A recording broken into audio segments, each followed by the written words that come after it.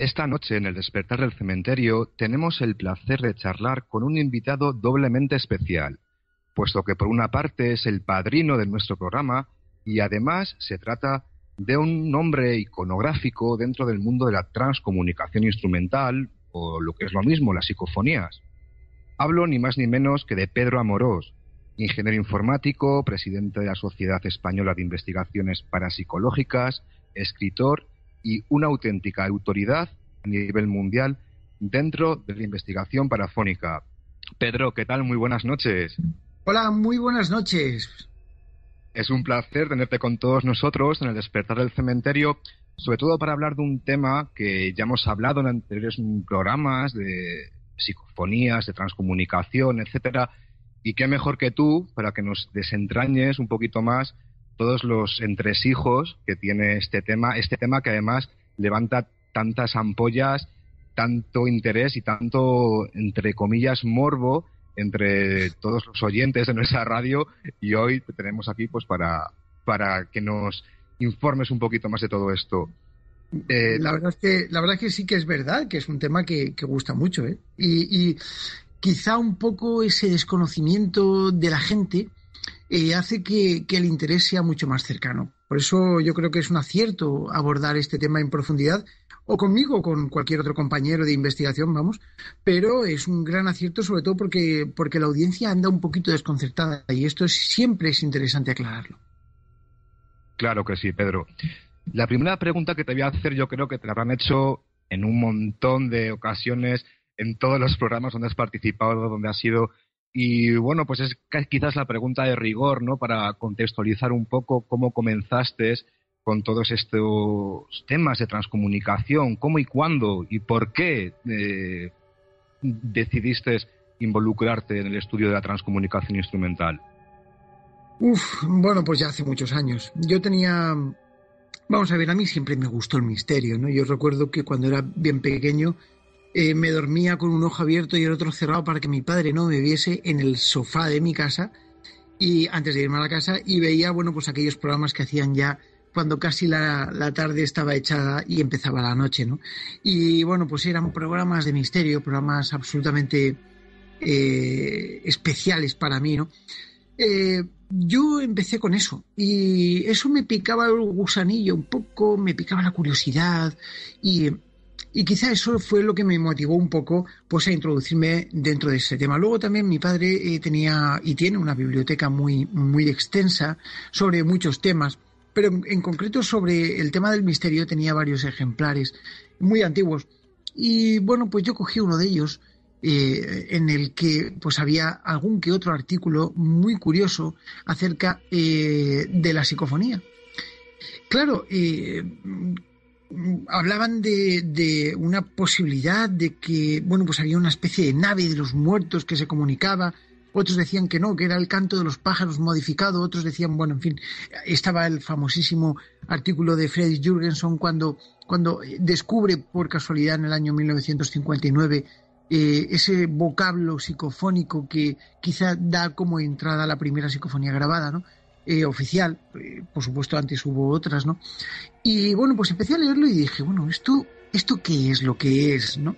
Y así fue como poco a poco empecé a preguntarme ciertas cosas que no tenía una respuesta fácil, porque yo siempre he tenido una metodología de pensar, una forma de pensar, una metodología de actuar absolutamente científica. Yo soy tremendamente cientifista y por supuesto pues siempre me gusta explicar las cosas para no pensar que debo de creer porque sí que debo de creer, ¿no? Me gusta siempre tener una base. Entonces con el tema de la psicofonía en sí, de la transcomunicación instrumental, pues me di cuenta de que había una base absolutamente física.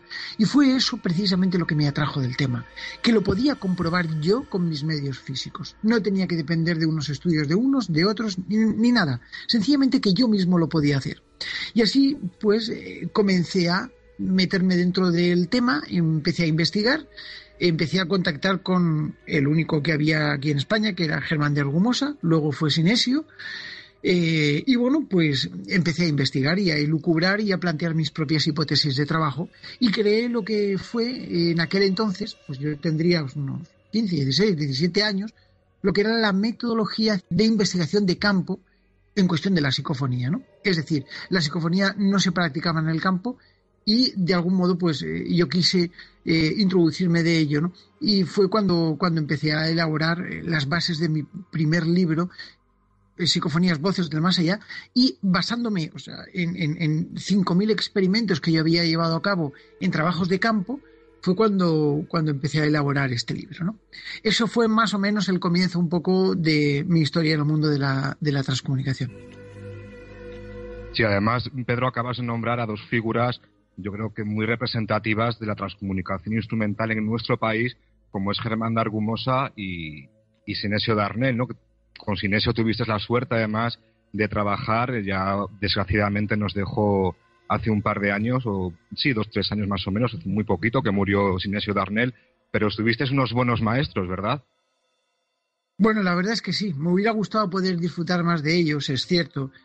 Con Germán de Argumosa, pues no llegué a trabajar mucho, estuvimos haciendo algunas cosas, tuvimos algunas experiencias juntos, pero antes, cuando te hablo de esto, pues Internet no era lo que es ahora, ¿no? Entonces... Sí. Entonces no era tan accesible la cosa y bueno, pues él luego sufrió un retiro muy importante y esto le apartó mucho del mundo de la investigación, ¿no? Y con Sinesio, pues la verdad es que sí que tuve el placer de trabajar durante muchísimos años. Colaboramos mutuamente sin ningún tipo de tú mejor, yo peor, no, éramos dos colegas trabajando en un mismo sentido, ¿no? Intentar aclarar lo que era la psicofonía dialogante. El diálogo en la psicofonía nos peleamos mucho, discutimos mucho, evidentemente, pero con mucho cariño siempre. Y bueno, pues esto nos sirvió también para aprender de muchos de los errores que habían cometido muchas personas, ¿no? Entonces yo pues me establecí un poquito más dentro de lo que es la labor de investigación de campo, extrayendo datos de campo, viendo un poco y siendo el precursor de todos estos jóvenes que hoy en día salen por ahí a grabar psicofonías y a elucubrar un poco de ello, ¿no? Entonces, así fue como yo trabajé con estos dos queridos amigos y dos grandes maestros del mundo del misterio.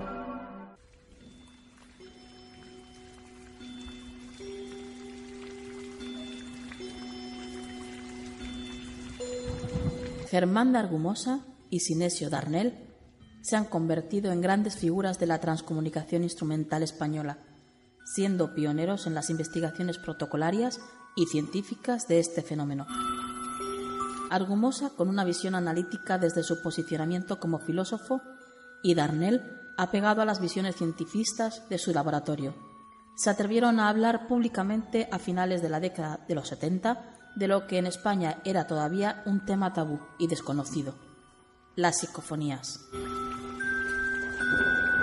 A día de hoy, y gracias a la ingente labor de estos dos investigadores, podemos afirmar que nos encontramos ante uno de los fenómenos paranormales más impactantes de la actualidad.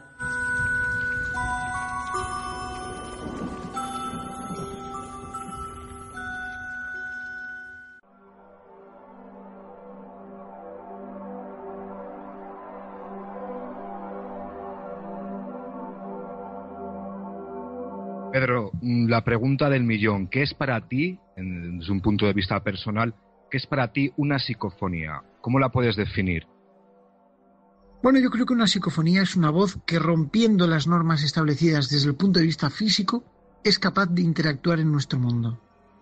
Ni más ni menos. Es decir, nosotros tenemos una voz que técnicamente no debería de estar y sin embargo aparece. Y cuando digo técnicamente, descarto todo tipo de errores posibles y plausibles conocidos desde el punto de vista técnico-electrónico. Esto significa que cuando obtenemos una psicofonía que nos responde a nuestro nombre, algo la ha pronunciado. Y lo que quiera que sea, no está en nuestro mundo, por lo menos físico, ¿no? Dimensional. Sí, aquí, Pedro, es muy interesante lo que acabas de comentar, porque aquí yo creo que entra en cierta forma ese término que acuñó además Darnel, Sinesio Darnel, el término de inteligencia, ¿verdad? Cómo estos seres son, digamos, son seres inteligentes, lo que nos está contestando. Claro, vamos a ver, era evidente cuando se descubre la psicofonía prácticamente en el año 1959 por Friedrich Jürgenson, evidentemente hay años atrás donde hay mucha gente que obtiene voces, llamadas voces electrónicas, pues siempre se parte de un punto de vista, de una premisa, ¿no? Y es que lo que quiera que sea es absolutamente inteligente, si no sería automático. Y me explico. Hay muchas cosas que pueden llegar a ser automáticos, desde una emisora de radio que está radiando una frecuencia muerta, como fue un caso muy conocido de una emisora fantasma que se produjo hace ya muchos años, hasta evidentemente cualquier tipo de radiación hertziana que no tenga un sentido. Evidentemente puede llegar a producir una alteración física en una bobina de un cabezal grabador de un magnetofón, una radiación hertziana, es decir, una onda de radio, claro que sí, y puede entrar por un defecto, pero evidentemente nunca responderá a nuestra pregunta o nunca nos llamará por nuestro nombre. En este caso, bueno, pues a mí se me han dirigido multitud de veces como Pedro, ¿no? Entonces, ¿qué es lo que hay ahí que me responde coherentemente a mis preguntas? ¿Y por qué me llaman Pedro? ¿Es que acaso lo saben? Con lo cual es evidente pensar que si este tipo de voces psicofónicas se dirigieran a nosotros con una lógica, con una inteligencia, es que son inteligentes. Es lógico. Sí, desde luego. Sí. Pedro, ¿qué hipótesis barajas hoy en día como posible causa de esta fenomenología paranormal, de esta fenomenología parafónica? Porque además en tu libro Voces del Más Allá, tengo un libro, es un libro de cabecera muy recomendable para la gente que quiera un poco saber más sobre este fenómeno. Tienes una teoría que a mí siempre me ha llamado mucho la atención y que tú además has sabido plasmar muy bien con palabras, que es la hipótesis de la transformación energética sonora. Vaya. Quizás esta hipótesis, Pedro, esté relacionada, pues sea el origen o la causa del fenómeno de transcomunicación instrumental. Bueno. Vamos a ver. Yo creo que has puesto justo el dedo en el punto más importante de lo que estoy investigando últimamente en todos estos años. Y hay muy pocas personas que hayan sabido comprenderlo. Desde el punto de vista de la psicofonía, después de mucho investigar, pues me di cuenta de que, en efecto, para que se produzca una interjección psicofónica, una interrupción psicofónica, es decir, que aparezca una voz psicofónica, tiene que haber una energía que ni se crea ni se destruye, que solamente se transforma. Evidentemente yo partía de la base de una serie de transformaciones energéticos sonoras. Por ejemplo, si nosotros tenemos una fuente de energía, ¿vale?, que puede ser, por ejemplo, la energía química de un coche, es decir, le ponemos gasolina. Cuando le ponemos gasolina a un coche, el motor se mueve, ¿y qué es lo que pasa con el alternador? Que se mueve y genera luz. Entonces, la gasolina de combustión química se transforma la energía química se transforma en energía eléctrica, pero a la vez se calienta el motor y genera energía calorífica. Y a su vez, cuando se encienden los faros, ¿qué genera? Energía lumínica. Quiero decir con esto, una fuente de energía, como es la energía química, genera varias fuentes de energía.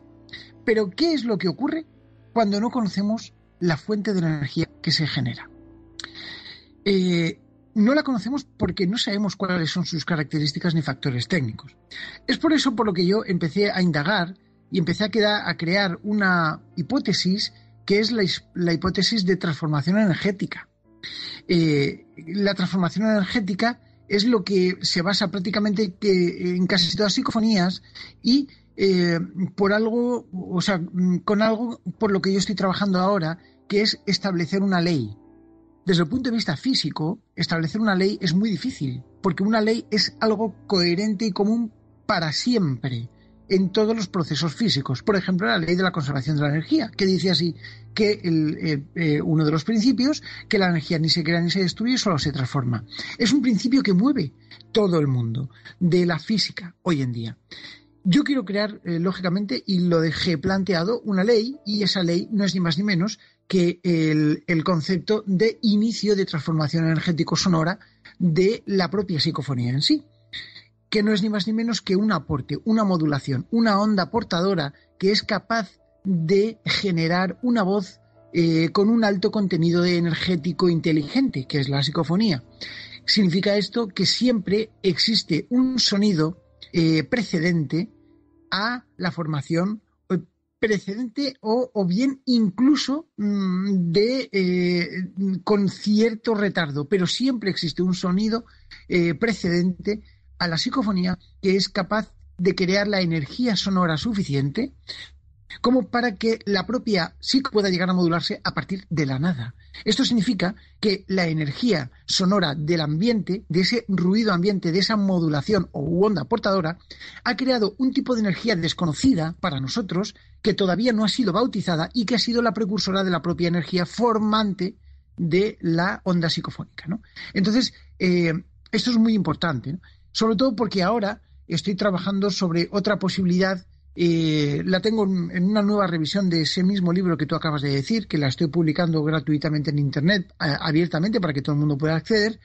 Y bueno, pues cuando esté terminado, pues ya la editaré. Y si alguien quiere comprar el libro, que lo compre. La verdad es que eso a mí, lo que más me importa es que todo el mundo que quiera que pueda acceder a ello, ¿no? Entonces, la revisión que estoy haciendo de este libro, con todos sus matices, ya expongo una hipótesis un poquito más ampliada. Si bien antes me quedaba con la hipótesis de transformación energética, ahora ando con una hipótesis mucho más estructurada que ya habla de la energía existencial. Y lo vamos a dejar ahí porque, lógicamente, para hablarte de la energía existencial necesitaríamos varios programas, ¿no? Porque es un concepto absolutamente diferente y quizá es la forma de nomenclatura que tengo yo para este tipo de nueva energía que todavía no se conoce, ¿no? Una nueva forma energética. Es un planteamiento muy arriesgado, muy atrevido por mi parte, pero evidentemente tenía que bautizarlo de algún modo y es ahí cuando nace la hipótesis de la energía existencial.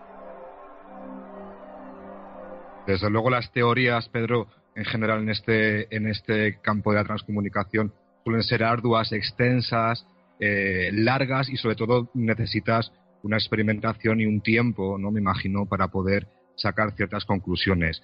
Hay un detalle, Pedro, que me ha llamado mucho la atención ahora que has comentado esta hipótesis, la transformación energética, y es cuando hablabas de las portadoras, porque justamente los experimentadores de transcomunicación siempre estamos buscando la portadora perfecta, ¿no? Es decir, cuál es la portadora, la base, el sustrato sobre la que estas voces se articulan o se pueden articular. Y aquí siempre surge, yo creo, un dilema, te lo planteo, a ver qué opinión tienes, y es sobre el uso de las portadoras, ¿no? Tenemos claro que hoy día se trabaja con la radio, con la transradio. Ya hemos hablado anteriormente en el despertar del cementerio de transradio, ¿no? Del método de captación psicofónica en el que usamos como portadora un receptor de radio, un receptor de radio. Pero también hay un detalle, Pedro, que además has comentado antes, el trabajo de campo, ¿no? Cuando decías, el trabajo de campo no se hace en el campo. O sea, la captación psicofónica no se hace en el campo, ¿no? Y aquí es donde va mi pregunta. ¿Qué opinión, Pedro, tienes sobre el uso de las portadoras acústicas ambientales, la que tenemos en nuestro ambiente? Es decir, vas a un bosque, a un cementerio, a un edificio abandonado, a un lugar que te transmita cierta capacidad para grabar psicofonía, o intentar grabar psicofonía. ¿Qué opinión tienes sobre el uso de las portadoras ambientales, la portadora acústica, sin más? Bueno, a ver, está muy relacionado con lo que yo te estaba contando antes, evidentemente, porque la base de la transformación energética, en este caso de la que ya hablábamos, de esas posibilidades, eso que es plausible para experimentar, se basa, y yo lo expongo así en mi libro, en el libro mío de las psicofonías, lo expongo como tal, ¿no? Esa transformación energética es el resultado de una onda portadora. Con lo cual, en cada lugar, en cada momento de experimentación, sí es verdad que a lo largo de mucho tiempo, pues muchos técnicos, muchos experimentadores hemos trabajado en laboratorio. Yo, antes de trabajar en campo, trabajaba en laboratorio. Perdón. Pero, bueno, en laboratorio se establece una serie de comportamientos curiosos, pero siempre son comportamientos controlados. Y esto es muy importante. Yo cuando trabajaba, por ejemplo, con Synesio, trabajaba con determinada longitud de onda en portadoras a mí me causaban un buen impacto, o bien a Synesio le causaban un buen impacto, ¿no? Pero claro, cuando yo me iba al campo a trabajar, siempre tenía que luchar con determinado tipo de ondas de presión de aire, de sonidos ambientales, de energía sonora, que no estaba controlada. Pues, por ejemplo, el ruido del mar, por ejemplo, un arroyo, por ejemplo, la lluvia, por ejemplo, el ruido que hace la niebla al romper las hojas al romperse en las hojas de los árboles, el murmullo de una pequeña brisa, el murmullo de los pájaros, el gorgojeo que hay pues de todo un zarzal lleno de mirlos, por ejemplo, de tordos, etcétera, etcétera, ¿no?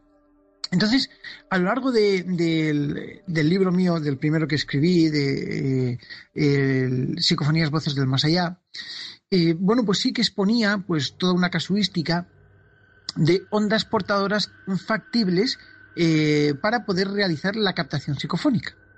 ¿Y qué voy a pensar de este tipo de ondas? Que son fantásticas. Y todo esto empezó a picarme un poco la curiosidad cuando me di cuenta de que existía una transformación energética.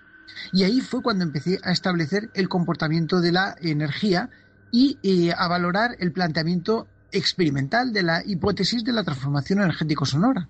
Es ahí cuando empecé a darme cuenta, cuando arrugando un pequeño papel me salían psicofonías, ¿no? Psicofonías que partían de la base de modulación de arrugar un papel. Con lo cual, cualquier tipo de experimentación en campo, y digo de campo, para experimentadores que lo hagan fuera de un laboratorio, siempre tiene las características necesarias de la onda que se manifiesta en ese sitio. Es decir, si nosotros vamos a grabar psicofonías en una iglesia, siempre las voces psicofónicas manifestarán cierto ambiente de eco.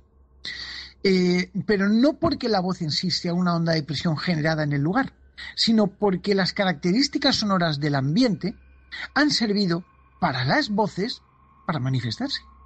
Con lo cual, parte de la energía formante de la psicofonía parte del ambiente, con lo cual están muy directamente relacionadas los ambientes con la formación de las voces psicofónicas.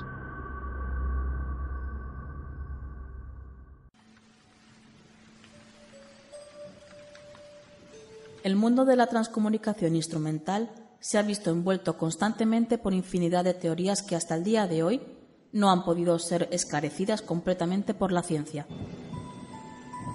Desde que Jürgenson revolucionase al mundo con sus novísimas grabaciones hasta el día de hoy, han sido infinidad los estudiosos e hipótesis planteadas, siendo todas ellas meros reflejos etéreos de esta realidad.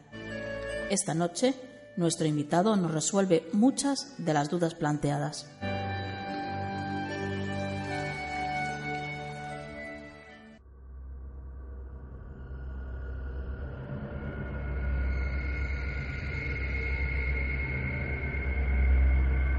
En su día elaboraste unas tablas en base a estadística en la que sacabas ciertas conclusiones respecto al número y la calidad de estos registros y hacías una pequeña relación con fenómenos atmosféricos, lunares, incluso el propio horario, dependiendo del día, de la etapa del día en la que nos encontremos, etcétera. ¿Tienes alguna evidencia a este respecto? Porque a mí es algo que realmente cuando leí tu libro me llamó poderosamente la atención, ¿no? Cómo sacabas una base estadística respecto pues, a estos factores, ¿no? Respecto a el clima, factores lunares, atmosféricos, etcétera. Claro. Mira, lo que me movía aquí era ciencia pura. No para nada, o sea, no para psicología ni para ciencia, sino era ciencia pura. Es decir, lo que me movió fue que quería llegar al quid de la cuestión de si algún factor físico se interponía o influía de manera absolutamente directamente o directamente relacionada con la producción psicofónica. Es decir, mi objetivo era controlar cuándo se producían más psicofonías. cómo se producían más psicofonías, qué es lo que intervenía, qué factor intervenía para que una psicofonía se manifestase o no.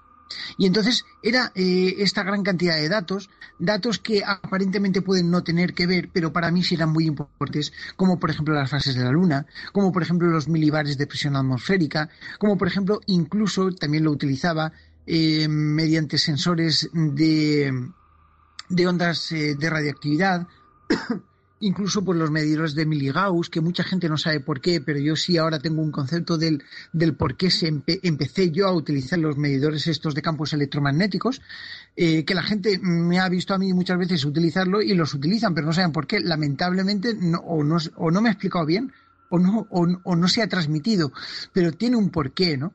Entonces, todo este tipo de datos son muy importantes a la hora de establecer una casuística psicofónica, porque al fin y al cabo lo que tiene que movernos es avanzar en este nivel. Es muy bonito y se lo pasa uno muy bien cogiendo un magnetofón y largándose a una casa abandonada a grabar psicofonías. Qué bien, me lo paso muy bien.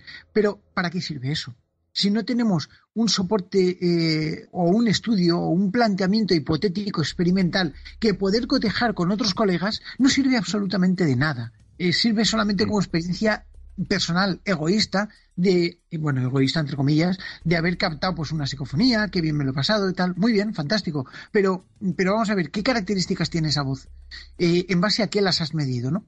Lo que yo quise hacer con el libro mío de las psicofonías es un punto de partida. Un punto de partida donde muchos colegas basaron y basamos nuestras investigaciones en una serie de premisas coherentes entre unos y otros para saber cuándo tipificar que una voz está obtenida en cierto lugar, para saber si se trata de una voz grupal, para saber si se trata de una voz modulada, para saber si se trata de una voz acompañante, etcétera, etcétera, etcétera, ¿no? Entonces, lo primero que tenemos que hacer para poder distinguir lo que es una habladuría de un estudio metodológico es precisamente eso, establecer factores y criterios de formación, transformación, génesis, etcétera, etcétera.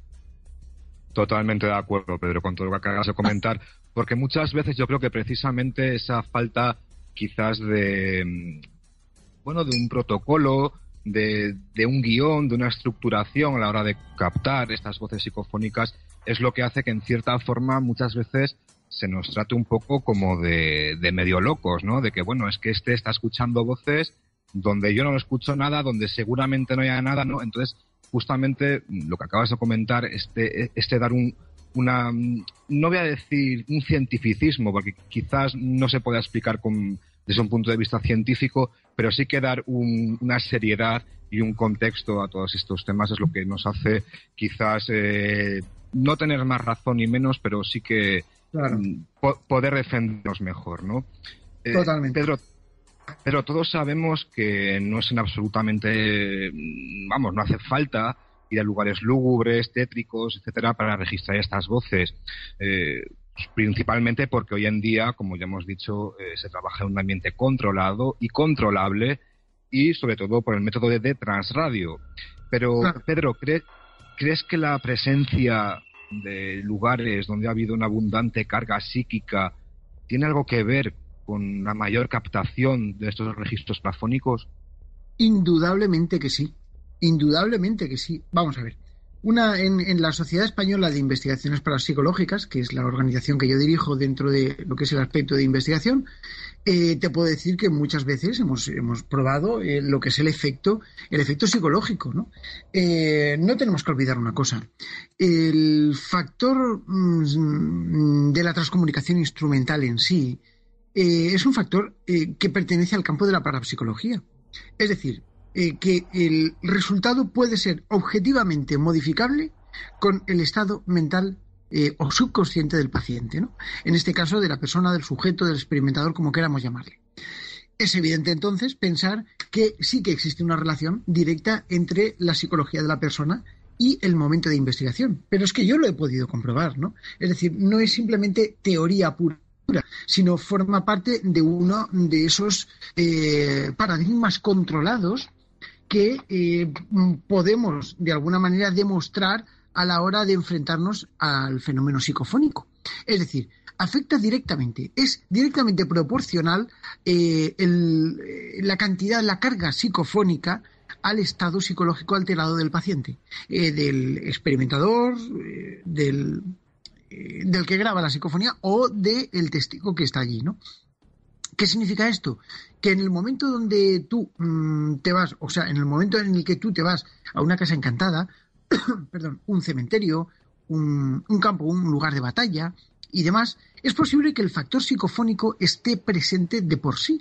Sin embargo, existen características y existen indicios que nos hacen pensar que este valor de manifestación psicofónica se ve incrementado poderosamente por el hecho de que una persona experimente miedo, inseguridad, estrés, nerviosismo, en definitiva, que tenga un estado alterado de conciencia. Y eso, el cuadro que tipifica los estados alterados de conciencia dentro del punto de vista psicológico, lo tiene muy bien estudiado como para, pues para poder afirmar que en efecto se trata de una manifestación, de una potenciación de lo que es el efecto. Con lo cual, indudablemente sí que influye el lugar donde se obtiene una psicofonía, porque causa en el experimentador o puede causar un impacto psicológico directo que aumenta, potencia lo que es el factor psicofónico. Demostrado queda, y por mi parte así lo hice, cuando en determinado lugar, recuerdo que llevé a varios investigadores en un lugar lúgubre, un lugar absolutamente lleno de misterio y demás, y aquello, bueno, pues empezaron a grabarse al principio una serie de psicofonías con un impacto, con una potencia, con una forma, etcétera, etcétera. Poco a poco, en el redundar del tiempo, cuando íbamos varias veces a ese sitio, cuando fuimos, al final, en las últimas veces ya prácticamente no se producían interjecciones psicofónicas, es decir, intromisiones. ¿Qué significa esto? ¿Que lo que quiera que sea ya no formaba parte? No, posiblemente fuera que el factor miedo, inseguridad, empezó a disminuir poco a poco y la gente iba tomando confianza, hasta el punto en el que se movían por allí, abrían las puertas, las ventanas, se daban una vuelta, los que fumaban se iban a fumar un cigarro por ahí, no pasaba nada, no había nerviosismo, no había... bajaban de intensidad, bajaban de número y bajaban de manifestación, lo cual no quiere decir que la psicofonía sea producida por ese estado alterado de conciencia, pero sí evidentemente se llega a potenciar con ese estado alterado de conciencia. Estás escuchando El despertar del cementerio, una nueva forma de compartir el misterio. Pedro, desde luego me uno a todo lo que has dicho. Sí que hay lugares que encierran, quizás en cierta forma, un componente que no sabemos cuál es, pero que sí fomenta pues el registro de estas voces. Esta noche, Pedro, nos has traído unas psicofonías, 3 en concreto, que has registrado. La primera de estas psicofonías, de estas voces, hace además referencia, nos viene a colación a lo que hemos estado hablando ahora mismo, de los componentes psíquicos, de la carga emocional que ha habido en un lugar. Sí. Y esta primera que vamos a escuchar, Pedro, es realmente de este tipo, ¿no? De las que están relacionadas con un lugar en concreto. Pues la verdad es que esta psicofonía en concreto, para mí es una psicofonía, una prueba muy interesante de lo que podría llegar a ser una prueba de manifestación inteligente en un lugar donde ha ocurrido un hecho verdaderamente trágico, ¿no? Como fue un accidente de tráfico. Hay una curva, concretamente cerca de Alicante, en una población que se llama Villafranqueza, y esta curva, que está en plena autovía, es una curva que tiene el peralte un poquito invertido. Lo tenía, ahora a consecuencia de una serie de accidentes lo han arreglado, ¿no? Pero hubo allí un accidente hace ya muchos años de un autobús, entre otros, que allí se estrellaron, que hubo muchos muertos, ¿no? Eran personas jubiladas que iban desde Murcia hasta Benidorm, y cuando llegaron ahí, pues no saben por qué, no supieron por qué en aquel entonces, ¿no? Pues el autobús se salió y se cayó por un barranco, ¿no? Que hay por allí. Y entonces, bueno, pues hubo muertos. El caso es que la prensa especulaba de que si el conductor se había dormido, de que si había habido alguna historia en la carretera, en fin. Yo pues me trasladé con un sistema de trasradio que estaba experimentando en ese momento hasta el lugar, daba una serie de impactos de ondas de radiofrecuencia donde no se oía nada, pero en esta radiofrecuencia lo que hacía era que abría un canal, ¿no? Es una metodología de experimentación que yo estaba utilizando, ¿no? Y en ese momento, pues no se me ocurrió otra cosa que pensar por qué ocurrió este accidente, porque era el dilema que la prensa manejaba en aquel entonces, ¿no? Bueno, la psicofonía no tardó en aparecer y aparece una clara voz que dice defecto de autobús.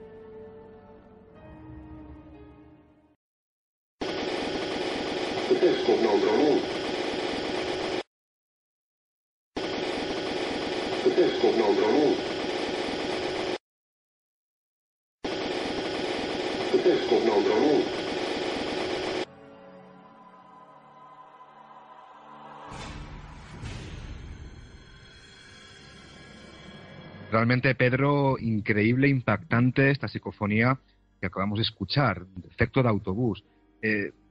Es curioso, ¿no, Pedro? Como muchas veces estas inteligencias hacen referencia ya no solamente al lugar en concreto en el que nos estamos, de ahí como alguna vez he comentado que tienen una visión espaciotemporal, saben en qué lugar en concreto está situado, y además saben detalles ya más insignificantes, de hecho, detalles físicos, ¿no?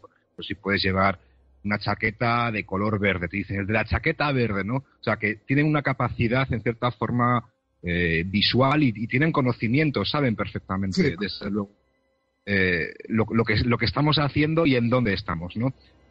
Yo te pregunto, Pedro, ¿qué relación existe entre la Ouija, la fantasmogénesis, entre fenómenos poltergeist, los llamados fenómenos concomitantes o de concomitancia, con el fenómeno de la transcomunicación instrumental? ¿Tiene algo que ver? ¿Hay algún nexo entre toda esta amalgama de fenomenología paranormal?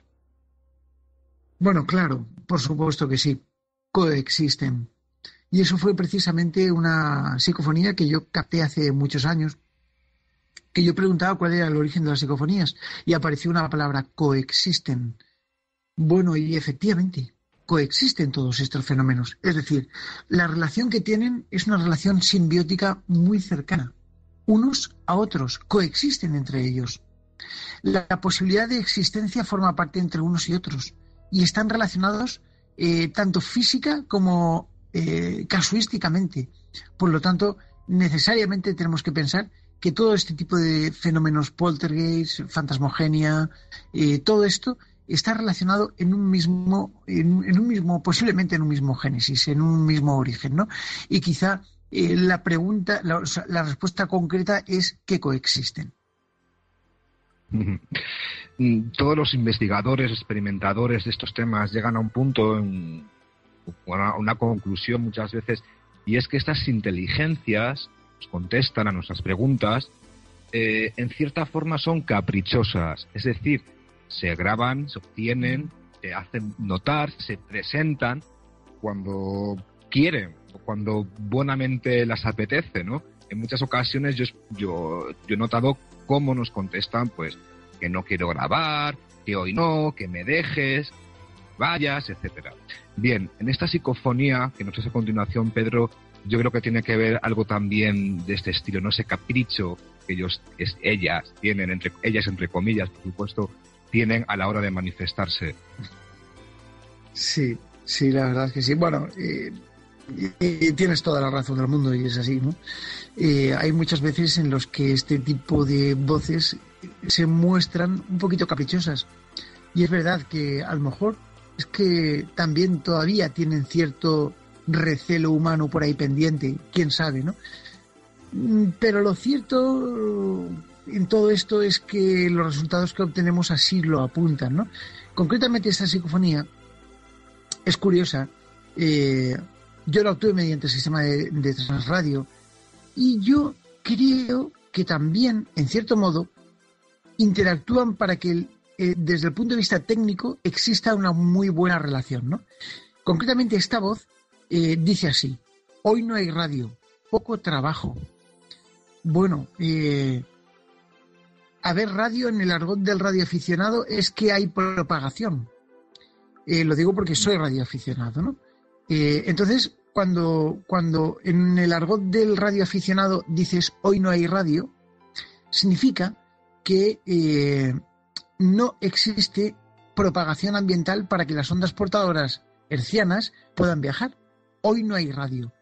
La característica de la psicofonía en cuestión, esta psicofonía en cuestión, es que se obtuvo, lógicamente, en un lugar sin ningún tipo de conexión externa, absolutamente aislado desde el punto de vista hertziano, es decir, de las ondas de radio, y desde luego que esta grabación tiene la pauta psicofónica concreta como para poder afirmar que se trata de una relación directa entre dos voces distintas.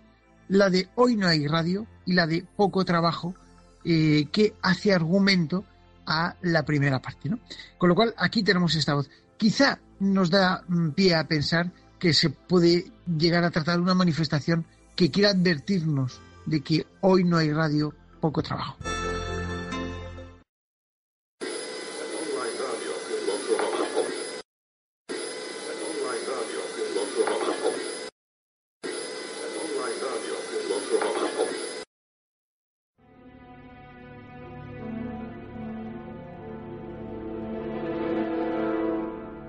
Increíble, Pedro, esta parafonía que acabamos de escuchar. La verdad es que nos estás dejando sorprendidos esta noche en el Despertar del Cementerio con estas psicofonías captadas con el método de transradio, como bien comentas, ¿no? Pero todos tenemos alguna psicofonía que nos ha estremecido, que nos ha alegrado, que nos ha dado miedo incluso a veces, o que nos ha dejado con una cierta, no sé, incertidumbre, con un mal cuerpo, ¿no? Suelen ser mensajes positivos, de un componente espiritual alto, pero por contra también existen registros con un carácter totalmente contrario, es decir, son amenazadores, insultantes, altivos, desagradables, etcétera.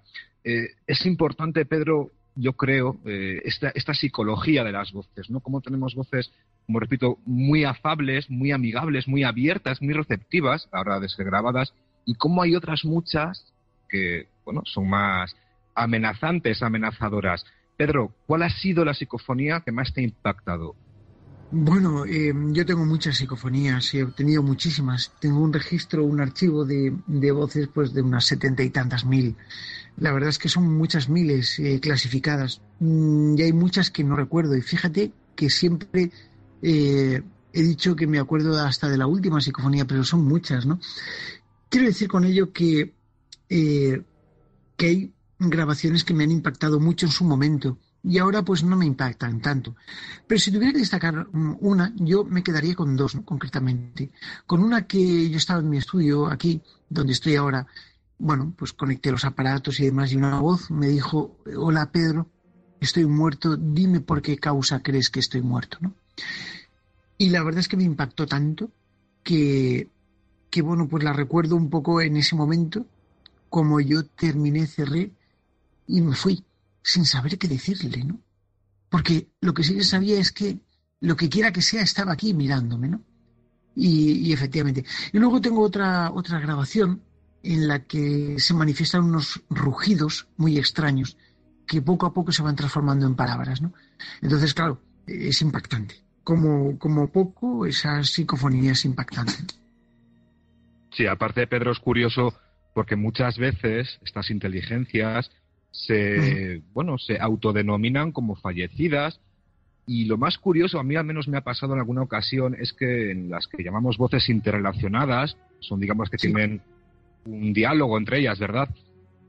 Como muchas veces la psicofonía A, o sea, tenemos A y B, dos diferentes, dos inteligencias diferentes, hace alusión a la B como fallecida, es decir, como si la A, la psicofonía que habla, que en este momento está haciendo una afirmación sobre otra, estuviese viva o no estuviese fallecida, ¿no?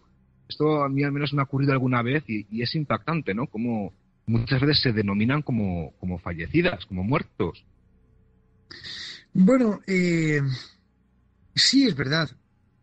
Lo que ocurre es que, ellos siempre que se han manifestado entre ellos, se interrelacionan, y esto es verdad, que cuando ocurre esto, cuando tienes una psicofonía de voces interrelacionadas, son voces que hablan entre ellos. Pero yo creo que saben de sobra que para nosotros están muertos, o que pueden estar muertos, pero para ellos bajo ningún concepto. pero bajo ningún concepto. Es decir, ellos parten de la premisa de que nosotros nos equivocamos cuando les llamamos muertos. Y esto es una cosa que a mí se me ha repetido hasta la saciedad. De hecho, una de las psicofonías que tenemos, que hemos preparado, es precisamente esa, ¿no? Cuando yo pregunto, o sea, yo recuerdo que, bueno, estaba yo en el estudio y pedí, como en muchas otras ocasiones, que me dieran un mensaje desde su mundo, ¿no?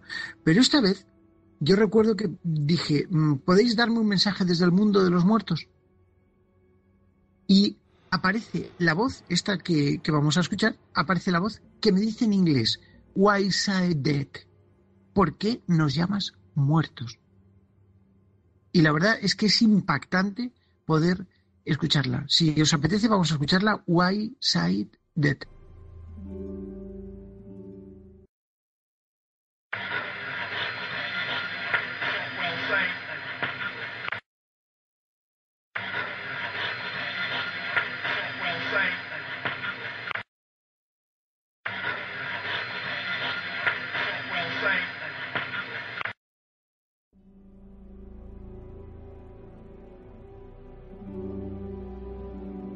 Es increíble, Pedro, cómo estas voces, esta psicofonía que acabamos de escuchar, We Say Dead, cómo te están contestando en un idioma en el que no es el tuyo, o sea, no es tu idioma materno, no hablas este idioma.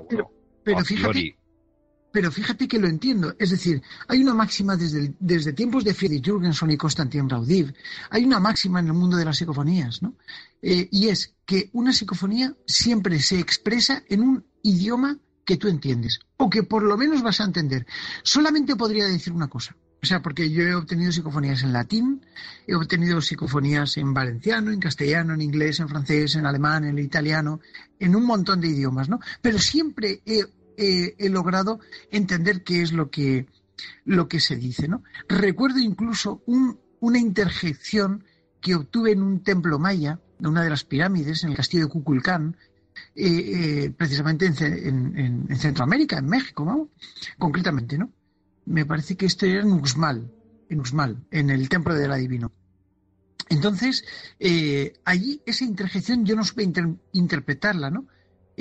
Pero cuando se lo enseñé a los oriundos, es decir, los que hablaban la lengua maya, decían que en maya significa una especie de saludo. Es como si dijeran, hola, ¿qué pasa?, ¿no? Algo así. Cosa que yo no entendí. Es la única vez que yo he podido grabar una psicofonía en una lengua o idioma que no he podido interpretar. Es curioso, vamos.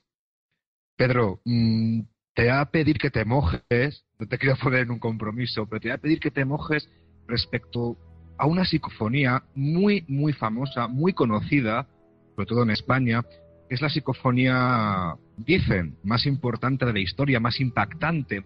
¿Qué opinión, sí, Pedro, tienes de esta psicofonía? ¿Qué nos puedes decir desde tu punto de vista tan desarrollado, desde un punto de vista científico tan desarrollado y con tantos años a tus espaldas en el tema de la transcomunicación instrumental? Claro. Bueno, en primer lugar, no está bien que comentemos detalles ni positivos ni peyorativos de lo que podría ser una psicofonía o una grabación de un colega. Eso ni qué decir tiene. Sin embargo, pues también es lógico que tenga que atender pues a una serie de comentarios y así lo voy a exponer, ¿no? O sea, estamos hablando de una grabación que se hizo hace muchísimos años por un querido amigo y además un maestro que era Germán de Argumosa, una persona que evidentemente sabía muy bien qué es lo que se hacía cuando estaba obteniendo una grabación de este tipo. De hecho, fue el introductor de la psicofonía en España, ¿no? Sin embargo, tenemos que redimirnos a que en un momento dado es muy probable que pudiera cometerse un error de grabación. No quiero decir que lo que se grabó no fuera de origen paranormal, pero para mí no es una psicofonía. Una psicofonía se forma con una serie de características distintas. La palabra psicofonía y parafonía es una cosa absolutamente similar. Sin embargo, desde el punto de vista lógico, etimológico, se acuñó el concepto de psicofonía, concretamente ese tipo de voces paranormales. Solo que nosotros pues hemos intentado asociarlo, castellanizarlo y decir parafonía por su origen paranormal. Absolutamente aceptado y desde luego pues está ahí, ¿no? Sin embargo, la gente conoce el término psicofonía en lugar de parafonía, ¿no? Es por ese motivo por lo que para mí, en este momento, yo reconocería esa grabación como una parafonía, no como una psicofonía. Porque la psicofonía sabemos lo que es una transformación energética de las voces que tienen como resultado una expresión inteligente y que se queda registrada, ¿no? Yo tengo varias grabaciones paranormales, podríamos llamarles parafonías, que, bueno, de algún modo interjeccionan en el lugar, en el momento, y que se expresan ante nosotros, como por ejemplo recuerdo las que grabé en el Colegio de Agost, prefiero quedar con los grados del sitio, lo que me ha ocurrido no es ahí dentro. Bien, ese tipo de voces son voces expresivas, voces que tienen tono y timbre y que conservan la grabación como si se hubiera producido allí. Por compararlas de una forma, yo diría que ese tipo de voces no son psicofonías y que sí que serían espectrofonías. Y acabo de bautizar el término, ¿no? Es decir, sería como el espectro o sea, como la diferenciación entre un fantasma y un espectro asociada al campo de la transcomunicación instrumental. La espectrofonía sería así como una especie de manifestación espaciotemporal que se sale de esa línea continua de espacio-tiempo, de ese continuo, que se produce una burbuja de intromisión en el tiempo y que se expresa. Por ejemplo, la famosa Llorona de los castillos, la mujer que se aparece es decir, los espectros asociados al mundo de lo paranormal y la psicofonía desde el punto de las voces paranormales en un ambiente de grabación. Con lo cual yo creo que esta psicofonía, concretamente, o esta grabación, que se hace pasar por la psicofonía más escalofriante del mundo, pues puede ser una grabación súper increíble, ¿no? Pero desde luego no es una psicofonía. Formaría parte de esa espectrofonía, por llamarlo de alguna manera. No, me has dejado, Pedro, anonadado con este nuevo término, espectrofonía, y desde aquí me uno además a lo que acabas de comentar, ¿no? Nosotros no somos jueces para juzgar el trabajo, la investigación de otras personas, y mucho menos de personas pues que lamentablemente ya han fallecido. Pero bueno, esta psicofonía en concreto de Germán Argumosa, que es archiconocida, pues bueno, quizás por esa facilidad que tiene a la hora de reconocerse, ¿no? Todo el mundo en general ha escuchado, pues bueno, también está más propensa a ser juzgada o a ser analizada, ¿no? Juzgada claro. Siempre entre comillas. Pedro, como hombre de ciencia que eres, ¿por qué crees que el mundo científico, intelectual, no se interesa, no se motiva a investigar este tipo de fenómenos, de fenomenología? ¿Crees que existe algún interés oculto que no interesa desvelar? No, para nada. Vamos a ver. La parapsicología no es ciencia. Para que se produzca la ciencia se necesita una coherencia, una prueba de datos, es decir, un valor inductivo experimental. Se necesita una serie de pautas de comportamiento que se llama el término científico, ¿no? Es decir, el concepto científico, ese método científico de experimentación, ¿no? Nosotros intentamos seguirlo absolutamente a pies juntillas, pero no podemos olvidar una cosa, ¿no?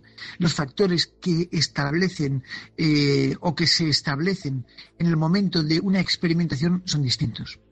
Al ser distintos no pueden ser reproducidos, y al no poder ser reproducidos no podemos estudiar cuál es la metodología de formación ni, por supuesto, de comparación. Los resultados que podamos obtener en una experimentación aquí y allí son distintos, y es por ello por lo que no tiene un rigor científico comparable a otro tipo de cosas o de causas, ¿no? Lógicamente esto, en conjunción con la cantidad de fauna, entre comillas, y en negrita, que aparece en muchos programas de televisión, de radio, y que se autodenominan parapsicólogos, pues evidentemente hace que la ciencia quiera separar de lo que puede ser un espectro perturbador de su imagen a lo que es un grupo de pirados que dicen que pueden ver y cazar fantasmas con un embudo y una palangana. Esto es lo que yo creo que sí que hacen desde el punto de vista científico, y que sí que debe de ser así. Es decir, yo no comprendo cuando sale algún alucinado por ahí diciendo que es capaz de, bueno, pues eso, de cazar un espíritu con una palangana y un embudo, y que lo comparen con un parapsicólogo, ¿no? Entonces, claro, está detractando, está denigrando, está rompiendo lo que son años de trabajo, años de estudio, y evidentemente está creando un punto de partida distinto e irreal a lo que es el verdadero trabajo de un parapsicólogo. Es como si el perturbado, en lugar de ser estudiado por un psiquiatra, fuera él el que estudiara al psiquiatra, ¿no? Por utilizar un símil algo comparativo para que nos estudiemos. Es por ello por lo que creo que la ciencia se manifiesta para que no se compare la paraciencia con una ciencia. Y los que estudiamos esto desde un punto de vista serio no queremos que sea ciencia, porque sabemos cuál es el principio científico y sabemos cuál es la limitación científica. Yo no quiero que la parapsicología sea ciencia. La parapsicología es una paraciencia que tiene un método de estudio distinto, y hay cosas que se engloban dentro de lo que es la parapsicología que la ciencia no puede comprender porque no tiene términos para explicar, como por ejemplo la psicofonía. Pese a eso, es muy sencillo, desde el punto de vista científico, echar por tierra cualquier teoría trascendental, desde la existencia del mismísimo Dios hasta la existencia del mismísimo diablo. Esto se podría echar por tierra con la ciencia, ¿no? Incluso cuando pues desarrollamos posiblemente pues algunas hipótesis como las establecidas a partir de las investigaciones expuestas por el acelerador de partículas, donde se busca incluso hasta la partícula Dios, ¿no? Entonces tenemos que pensar que la física de supercuerdas, que la física cuántica y que toda esta física experimental teórica, ni más ni menos, puede llegar a establecer la existencia de determinado tipo de cosas que no tengan una demostración física palpable y que se muevan en nuestras condiciones dimensionales conocidas. Pero eso no quita para que a la hora de experimentar con un fantasma, con una psicofonía, con una aparición, con un fenómeno Ouija, el origen demostrado de la psicofonía en sí, del fenómeno, del fantasma, de la imagen, pueda no tener un sustento científico, que es lo que se suele producir. Con lo cual yo defiendo el tema de que no consideren a la parapsicología como ciencia, porque la parapsicología no puede ser tomada como ciencia porque no se regula por el método científico. Para ello existe el método paracientífico de investigación, que es tan válido como el método científico, pero desde un punto de vista completamente diferente y con factores fundamentales asociados a ese comportamiento. Eso sí, lo que sí que exijo es seriedad, porque los que estamos investigando esto no somos payasos que nos inventamos las cosas ni que las decimos. Tenemos nuestra base de investigación, tenemos nuestros conocimientos científicos y tenemos nuestra preparación para poder llegar a comprender cuándo y por qué se pueden llegar a producir este tipo de fenómenos. Y nuestro veredicto es el veredicto de un parapsicólogo, hablo en términos generales y en términos de parapsicología en general, ¿no? Y así debe de ser. Es decir, no puede interferir un científico en la parapsicología, como tampoco un parapsicólogo puede intervenir en la ciencia. Una forma diferente de entender el misterio. Interesantísimo, Pedro, lo que nos acabas de comentar. Y nuevo también, hoy tenemos un día en el que estamos sacando nuevos términos, el método paracientífico, ¿no? Me parece muy interesante esa idea que has recalcado del método paracientífico. Desde luego, flaco favor nos hace pues toda esta gente que que está en su derecho, por supuesto, de investigar, pero bueno, como dice siempre, desde un punto de vista serio y riguroso. Nos queda muy poquito tiempo, Pedro. Vamos a terminar con una pregunta interesante, sobre todo para toda la gente que se preocupa, que se interesa, que investiga estos temas con una rigurosidad, por supuesto. Y es, Pedro, ¿qué consejo darías al alto número de experimentadores que existen actualmente en nuestro país? El principal consejo. Bueno, yo me quedaría con una cosa, ser coherentes. Tenemos que pasárnoslo bien, tenemos que experimentar, pero tenemos que ser coherentes.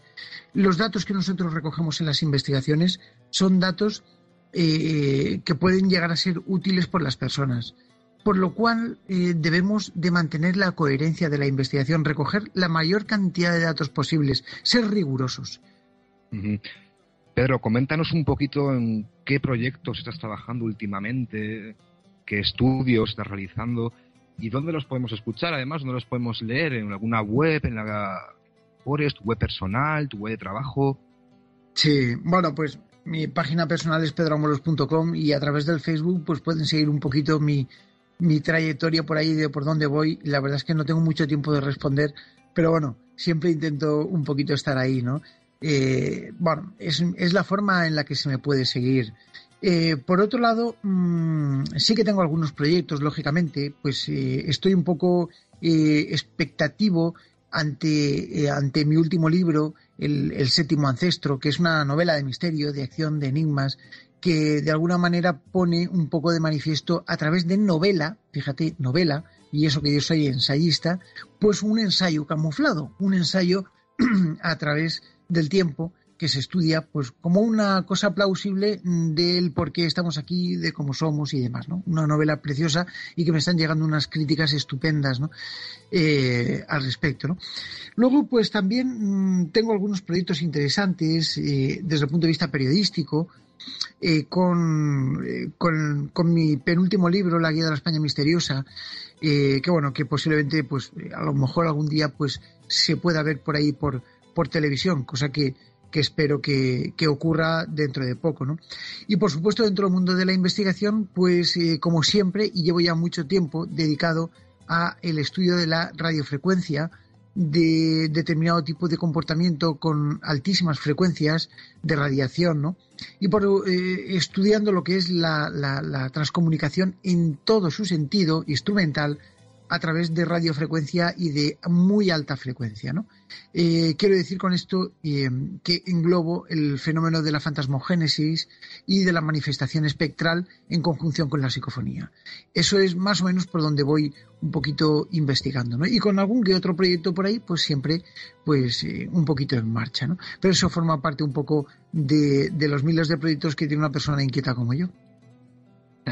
El Séptimo Ancestro, tu novela de Pedro Amorós, que esperaremos que caiga en nuestras manos y que seguro que será un gran trabajo como todos los que has hecho, Pedro. Pedro Amorós, muchísimas gracias por estar esta noche en el Despertar del Cementerio. Sabes que esta es tu casa, sabes que te tenemos aquí para lo que necesites y de verdad, muchísimas gracias. Para mí ha sido un reto además hablar hoy contigo y de verdad, mil gracias a ti y a todo el equipo además que tenemos por aquí por detrás, a Edu, a Nuria. Y nada, pues hasta la próxima, Pedro, y esperamos tus trabajos, vamos, como agua de mayo, incipientemente. Pues nada, Javi, muchas gracias. Desde luego, un beso muy fuerte a Nuria, que está por aquí también, y a Edu, que están detrás de las lonas, ¿no? Como se suele decir, un equipo de producción, yo creo que bastante integradito.